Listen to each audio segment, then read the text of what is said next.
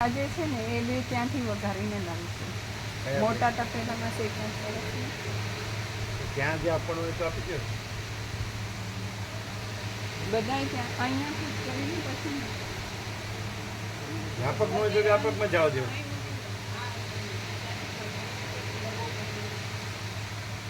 હાલ તો રહેવા દે. ચાલો એ પાછા બીજે તમારે મૂકવાનું હોય ત્યાં નહીં મૂકે બીજે મૂકશે. બરાબર. ચાલો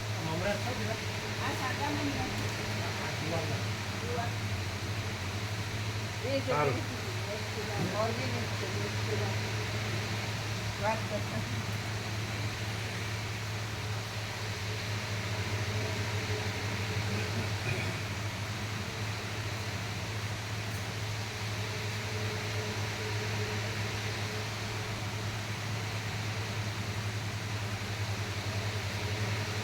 અહીંયા અનંત પ્રકાશ, અનંત આનંદ, અનંત શાંતિ એ વિચારવાણી શબ્દ જ નથી. અને અનંત પ્રકાશ, અનંત આનંદ, અનંત શાંતિ એટલે બધું ટોટલ જે આખું બધું લઈ લેવાનું પહેલેથી છેલ્લે સુધી, આદિથી અંત સુધીમાં, નખથી શીખ સુધી. સમજાય કે નહીં? ટોટાલિટીમાં પૂર્ણ કે નહીં?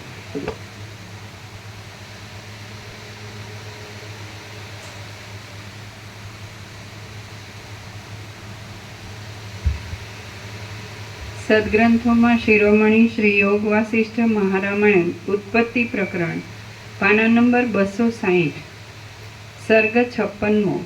વાસનાથી રાજાનું યમપુરીમાં જવું અને ત્યાંથી પાછા આવવું. આ 56મા સર્ગમાં તે રાજા વાસનાથી યમરાજાના નગરમાં ગયા.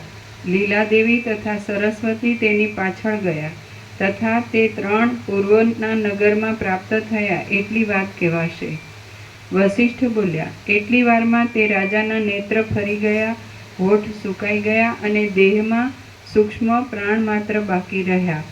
જૂના પાંદડાના વર્ણ જેવો તેનો વર્ણ થઈ ગયો. તેના મોઢાની કાંતિ ક્ષીણ તથા ફીકી થઈ ગઈ. ભ્રમરના શબ્દ જેવો તેનો શ્વાસનો ધ્વનિ થવા લાગ્યો. તેનું મન મહામરણના મૂર્છારૂપી અંધારા કૂવામાં ડૂબી ગયું. નેત્ર વગેરે ઇન્દ્રિયોની બધી વૃત્તિ લીન થઈ ગઈ. ચૈતન્ય વિનાનો તેનો આકાર ચિત્રમાં આલેખ્યો હોય તેવો દેખાવા લાગ્યો. પથ્થરની કોતરેલી પ્રતિમાની પેઠે તેના અવયવો હાલતા ચાલતા બંધ થઈ ગયા. હું તમને વધારે શું કહું? ઝાડ જે સમયે પડવાનું થાય છે તે સમયે તેની ઉપર રહેલા પક્ષીઓ એ ઝાડ મૂકી દે છે. તે જ પ્રમાણે પ્રાણે પણ રાજાના દેહનો ત્યાગ કર્યો. નાસિકામાંથી ઉત્પન્ન થયેલી ઘ્રાણ શક્તિ જેવી રીતે પવનમાં રહેલી સૂક્ષ્મ ગંધને જોઈ શકે છે તેવી રીતે દિવ્ય દ્રષ્ટિવાળી તે સરસ્વતી તથા લીલાદેવીએ આકાશમાં રહેલા રાજાના જીવને જોયો. તે રાજાની જીવલેખા વાસનાને લીધે આકાશમાં આતિવાહિક પ્રાણ સાથે મળીને દૂર જતી જોવામાં આવી. અને જેમ ભ્રમરીનું જોડું વાયુમાં લાગેલી ગંધકળાની પાછળ જાય તેમ સરસ્વતી તથા લીલાદેવીએ તેની પાછળ ચાલવા માંડ્યું. પછી થોડી વારમાં મરણની મૂર્છા શાંત થયા પછી તેણે પોતાના વાસનારૂપ દેહે કરીને સ્વપ્નની પેઠે નીચે પ્રમાણે દીઠું. તે રાજાએ યમરાજના ચાકરો જોયા અને તેઓ તેના શરીરને લઈ જતા હતા. પછી તેના બંધુઓએ પિંડદાન કર્યું તેથી તેનો દેહ બંધાયો. તે દેહથી તે યમરાજાના અતિ દૂર રહેલા નગરમાં ગયો. તે નગર ઘણા જંતુઓથી વીંટાયેલું હતું અને પ્રાણીના કર્મના ફળને પ્રકટ કરતું હતું. ત્યાં ગયા પછી યમરાજાએ આજ્ઞા કરી કે આ રાજાના કાંઈ પણ અશુભ કર્મ નથી. નિરંતર આ રાજા નિર્મળ શુભ કર્મ કરનારો છે અને ભગવતી સરસ્વતીના વરદાનથી વૃદ્ધિ પામેલો છે. આ રાજાનો પ્રથમનો દેહ શબરૂપે પુષ્પમાં રહ્યો છે. તે દેહમાં જઈને આ રાજા પ્રવેશ કરે. પછી જેમ યંત્રમાંથી પથ્થરને છોડી મૂકવામાં આવે તેમ યમરાજાએ તરત જ તે રાજાને છોડી મૂક્યો. પછી સરસ્વતી, લીલાદેવી તથા તે રાજાની જીવલેખા એ ત્રણેય ત્યાંથી આકાશ માર્ગે પ્રયાણ કર્યું. તે જીવલેખા સરસ્વતીને તથા લેખા શબ્દથી જ્યોતિ શબ્દ લઈએ તો ચાલે ને? જ્યોતિ, જીવની જ્યોતિ એવું લેવાય ને. જ્યોતિ.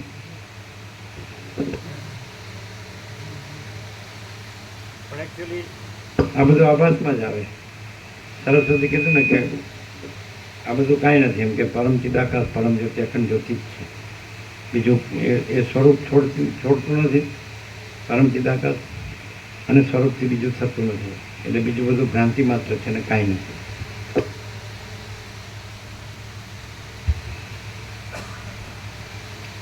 તે જીવલેખા સરસ્વતીને તથા લીલાદેવીને દેખી શકતી નથી, પણ તે બંને સ્ત્રીઓ તેને દેખી શકે છે. તેથી તે બંનેએ તેની પાછળ જવા માંડ્યું.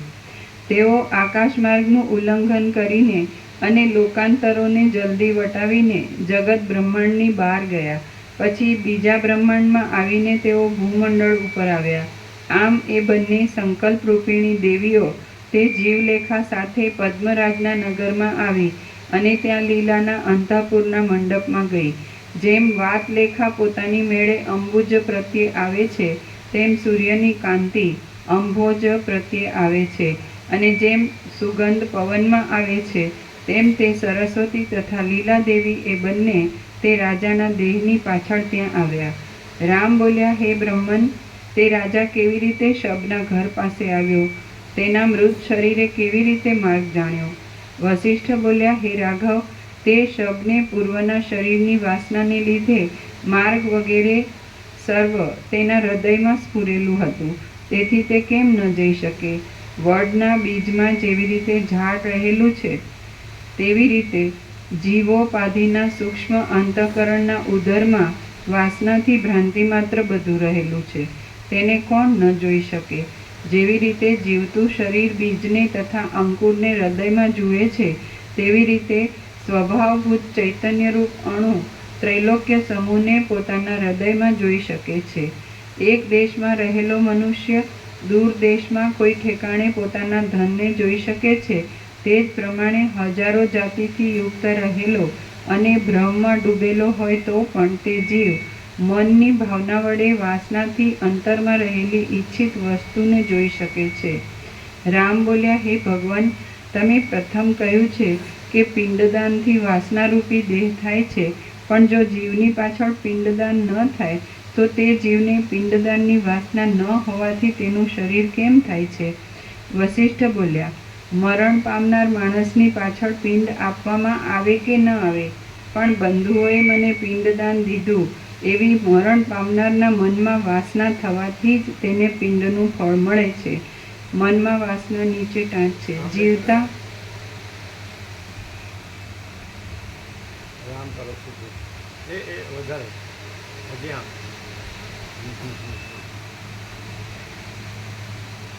જીવતા પોતે બીજા મરનારને પિંડદાન કરેલું તથા મરનારની પાછળ પિંડદાનનો રિવાજ નજરે જોયેલો હોવાથી મારી પાછળ પણ મરણ પછી પિંડદાન થશે એવી માણસને દ્રઢ વાસના થાય છે.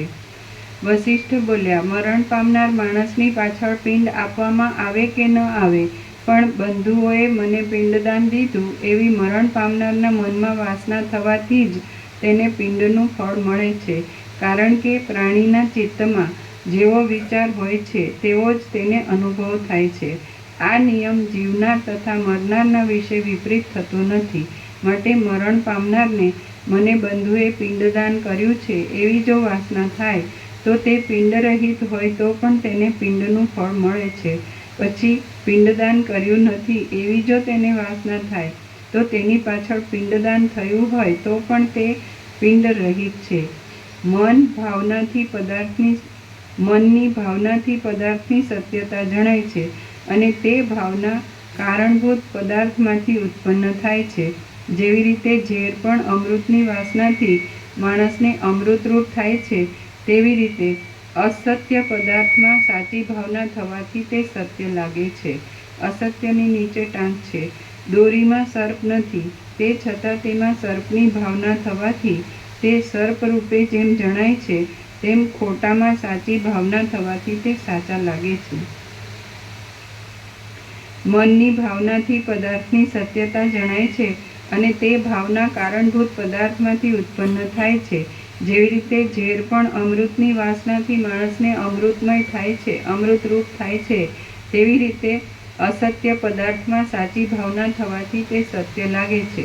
કોઈ પણ માણસને કોઈ દિવસ કારણ વગર ભાવના ઉત્પન્ન થતી નથી. ઈશ્વર સ્વયં પ્રકાશ છે. તે ઈશ્વર વિના મહાપ્રલય થતાં સુધી કારણ વિના કોઈ કાર્ય થયું હોય એવું જોયું નથી, તેમ સાંભળ્યું પણ નથી. માટે જે શુદ્ધ ચૈતન્ય છે તે જ વાસનાથી સ્વપ્નની પેઠે કાર્યકારણરૂપ અર્થપણાને પામે છે. રામ બોલ્યા, મેં કાંઈ પણ ધર્મો કર્યો નથી. એવી જો પ્રેત મરનારના મનમાં વાસના હોય અને તેના સંબંધીએ તેની પાછળ ઘણો ધર્મ કરી મરનાર પ્રેતને અર્પણ કર્યો હોય તો તે ધર્મ સફળ થાય કે નહીં તે કહો. સંબંધીઓએ ધર્મ કર્યો તે સત્ય છે, માટે તે સફળ થવો જોઈએ. હવે મરનારને મેં ધર્મ કર્યો નથી એવી વાસના છે, તો તમારા કહેવા પ્રમાણે તે ધર્મ નિષ્ફળ થવો જોઈએ, માટે શું સાચું છે?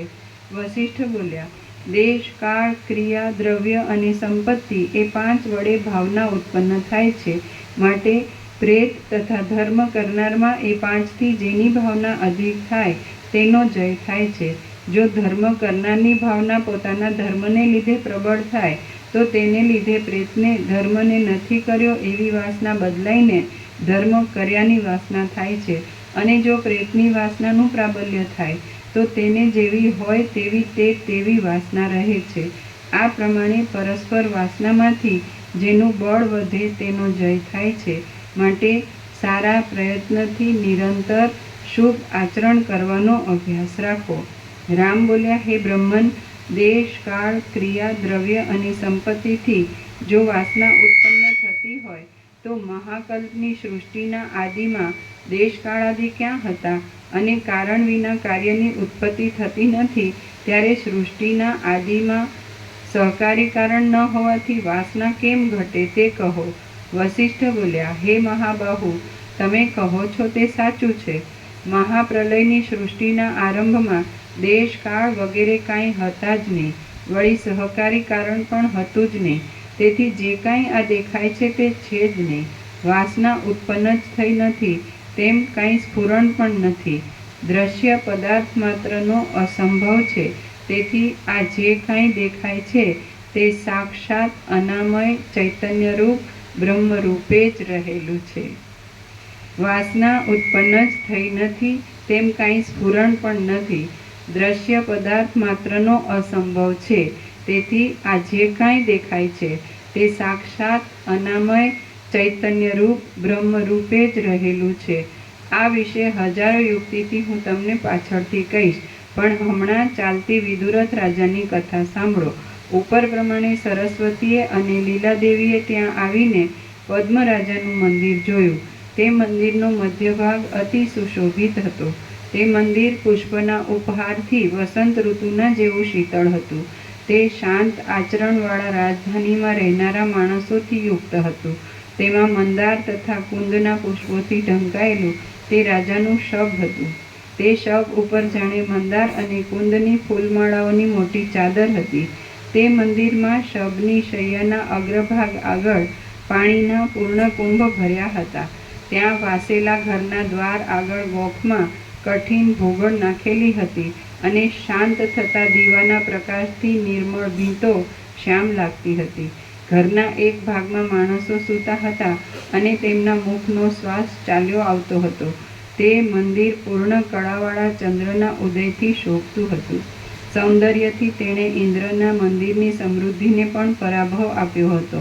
ભગવાનની નાભીમાંથી ઉત્પન્ન થયેલા કમળના મધ્યભાગના જેવી તે મંદિરની અંદરની શોભા હતી. કોઈ પણ પ્રાણીનો શબ્દ ન હોવાથી તે મંદિર શૂન્ય જણાતું હતું અને તે ચંદ્રના જેવું મનોહર જણાતું હતું. શ્રી યોગ વાસિષ્ઠ મહારામાયણમાં ઉત્પત્તિ પ્રકરણમાંનો લીલાના આખ્યાન સંબંધી મરણ શયતાનંતર પ્રેત વ્યવસ્થા નામનો સર્ગ 56મો સમાપ્ત. તમારે કેટલા નામ કેટલા થયા? 200 ઉપરથી 256 બીજા કોણ આવ્યા? 2 શિહોરાના ભાવિકોનું નામ લખ્યું અને બીજા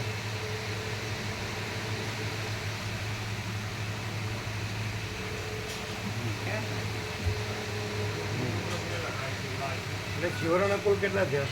આ જોઈ 256 છે. લલિતાબેન અને દીપિકાબેન બે. તેઓના કેટલા 70 છે કે ઉપર ના, 65 બીજી બસમાં બે. 65 70 થવા એવા છે. હવે એ તો આવશે એ લોકો એટલે કરી દેશે બરોબર છે. 256 છે ને હવે 10 આવે ને આ 26 છે. પેલા 38 ને 26 એટલે 44 ને 64. હા થઈ જશે 38 એટલે 10 10 આવે એટલે 7 બસ પૂરી. 256 એટલે 266 બરાબર. અને લાલસીપુરના એક પ્રભુનું નામ આવ્યું, વિનુ પ્રભુએ લખાયું. એટલે આ બસ પૂરી થાય ને એટલે લખીએ એટલે પછી વાંધો ના બહુ ફેરફાર ફેરફાર ના કરવો પડે. નવેસરથી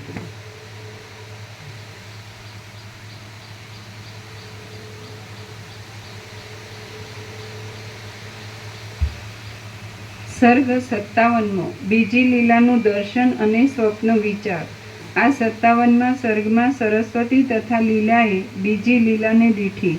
એમાં લીલાના દેહનું મિથ્યાપણું તથા યોગીના શરીરનો આતિવાહિકથી ઉદય કહેવાશે. વસિષ્ઠ બોલ્યા, ત્યાર પછી સરસ્વતી તથા લીલાદેવીએ ત્યાં તે શબની શૈયાની એક બાજુ પર લીલાને જોઈ. તે વિદુરથ રાજાથી આગળ મરણ પામી હતી અને અહીં આગળથી આવીને રહી હતી. તે લીલાદેવીનો વેશ, આચાર તથા દેહ પ્રથમના જેવો જ હતો. પ્રથમના જેવી જ તેની વાસના હતી અને તેનો આકાર પણ પ્રથમના જેવો જ હતો. તેનું શરીર સર્વાંગે સુંદર હતું. તેના અંગોની ચેષ્ટા પણ પ્રથમના જેવી જ હતી. વસ્ત્ર તેમજ આભૂષણ પણ પ્રથમના જ હતા. દાખલા છે કે જે થોડું તમે આ બધા શબ્દો બરાબર જાણો એક્ઝેક્ટ અને યાદ પણ રાખો, લખો અને જાણો અને વ્યક્ત પણ કરી શકો. પણ હું આ છું એ વાસના ન છોડો તો એ પ્રકાશ તમે ન રહ્યા હો. અને હું આ છું એ વાસના ન હોય તો આ શબ્દોની જરૂર નથી અને પ્રકાશ તો રહ્યો જ છે.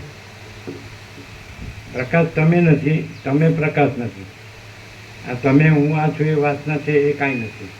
એ ભ્રાંતિથી પછી તમે ગમે એટલું જાણો તો પણ એ કાંઈ નથી. અને હું આ છું એ ભ્રાંતિ નથી, આ જગત છે ભ્રાંતિ નથી, તો પ્રકાશ તો પોતે જ છે જ. અને પરમ શાંતિ સીધું છે. એટલે કોઈ હું આ છું એ ભ્રાંતિ છોડતું નથી અને બધું વાંચે, સાંભળે, યાદ રાખે, બોલે, ગમે તે આ શાસ્ત્ર નહીં, કોઈ પણ ગુરુ, કોઈ પણ શાસ્ત્ર, કોઈ પણ ઈષ્ટ જે માનતો હોય તો એ ભ્રાંતિ હું ભ્રાંતિની જ બધી ભ્રાંતિ છે. અને હું ભ્રાંતિ નથી એટલે બીજી કોઈ ભ્રાંતિ નથી. એ બધો એનો જ પ્રતિભાસ છે. એટલે પહેલો પ્રતિભાસ છે એ હું છે અને બીજો પ્રતિભાસ એની સાથે સાયમલ્ટેનિયસલી એકી વખતે એક સિક્કાની બે બાજુની જેમ એ જગત, હું ને જગત સાથે જ છે. સમજાય? એટલે પછી એમાં બધું આવી જાય. પછી જેમ જેમ ભ્રાંતિમાં આગળ વધતો જાય ને તો આ એક બાજુ આ અવિદ્યાની ભ્રાંતિ, અવિદ્યા વાસના ચિત્ત અહમ જગત છે એ ભ્રાંતિ. બીજી બાજુ આ દેવ, ગુરુ, ઈષ્ટ, શાસ્ત્ર એ ભ્રાંતિ. સમજાય કે નહીં? એમ તો એ બધી ભ્રાંતિ જ છે, કાંઈ નથી. એટલે એકદમ પાયાની ભ્રાંતિ છે હું ભ્રાંતિ છું. હું આ દેહમાં અમુક જીવ છું, હું આ દેહમાં અમુક વ્યક્તિ છું, હું પુરુષ છું, સ્ત્રી છું. પછી બીજી જેને તમે સંસાર કહો છો એ ભ્રાંતિઓ પણ આવે અને જેને તમે આ ધર્મ અને અધ્યાત્મ અને પરમાર્થ કહે જે કંઈ જ્ઞાન કહેતા હોય એ પણ આવે. એટલે બધું ખોટું. સમજાય? અને એટલે બધું ભ્રાંતિ, કાંઈ નથી. અને આ જ છે પરમ ચિદાકાશ પરમ જ્યોતિ અખંડ જ્યોતિ. એટલે પાયાની ભ્રાંતિ જો કાઢ નાખે માણસ કે હું એ કાઢ નાખે. કારણ કે પરમ ચિદાકાશ પરમ જ્યોતિ અખંડ જ્યોતિ જાણી લે, આ વસિત પ્રકાશથી, સરળ શ્રવણથી અને અખંડ પૂર્ણ તત્વ બધું જાણી લે કે આ બધું વાસ્તવમાં અધિષ્ઠાન રૂપે, મૂળ તત્વ રૂપે પરમ ચિદાકાશ પરમ જ્યોતિ અખંડ જ્યોતિ જ છે અને એમાં કોઈ ભ્રાંતિ નથી. અહમ અને જગત એવી કોઈ ભ્રાંતિ નથી. એમ ભ્રાંતિ રહિત શુદ્ધ સ્વરૂપ એ જ છે. પછી એમાં આ હું નથી, કોઈ હું નથી. એટલે કોઈ સમષ્ટિ વ્યક્તિ, કોઈ દ્રષ્ટા દ્રશ્ય જીવ જગત કોઈ નથી, કાંઈ નથી, કાંઈ થતું નથી. સમજે? અને કોઈ ભેદાભેદ નથી. બડા છોટા ભલા બડા કંઈ છે જ નહીં. તો માત્ર આ બધી ભ્રાંતિનો પાયો જે છે એટલે નીવ એ હું છે. અને એ હું પરમ ચિદાકાશ પરમ જ્યોતિ અખંડ જ્યોતિમાં નથી. અને એ હું ભ્રાંતિ પોતે પણ કાંઈ નથી. તો હું ભ્રાંતિ હોય તો બધું ભ્રાંતિ, અને હું ભ્રાંતિ ન હોય તો કોઈ ભ્રાંતિ નથી. અને પરમ ચિદાકાશ પરમ જ્યોતે ગણ જ્યોતિ એ તો પોતામાં પોતે જ છે. એમાં તો એ સ્વરૂપ છોડતું નથી, સ્વરૂપથી બીજું થતું નથી.